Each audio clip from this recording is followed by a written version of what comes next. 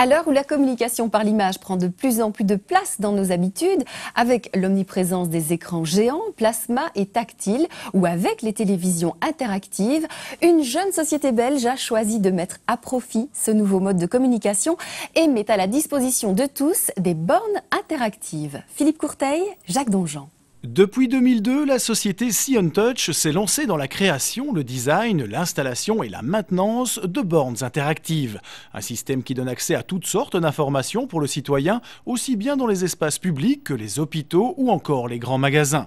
Et après 3 ans d'existence, la jeune société pense déjà à de nouveaux marchés. Nous venons de créer Sion Touch France. On a remarqué qu'on avait énormément de demandes venant de la France, surtout via notre site. Pour nous, c'est un fameux challenge puisque nous devons conquérir ce pays et le pays est assez grand. Donc il était important pour nous d'avoir une adresse là-bas, à Paris.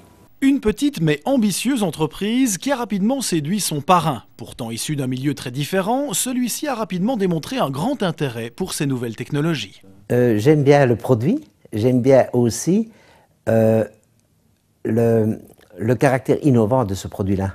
Un conseil que je leur ai donné, c'est surtout d'avoir un réseautage d'affaires très important. Monsieur Blaise nous apporte énormément puisqu'il est bien introduit dans les réseaux d'entreprises. Et donc pour nous, c'est un moyen évidemment de rencontrer énormément de gens grâce à lui.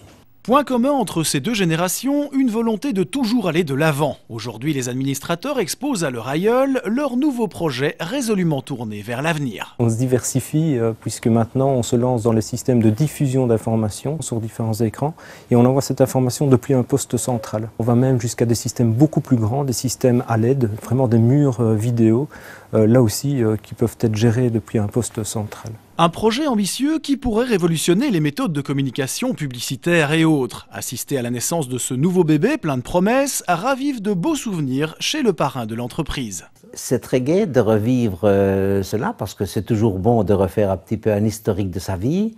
Et c'est, disons, bon, c'est motivant aussi de voir des jeunes qui ont encore aujourd'hui l'esprit d'entreprendre. Un parrainage interactif qui encourage habilement la jeune société à continuer à surfer sur la vague des nouvelles technologies de la communication.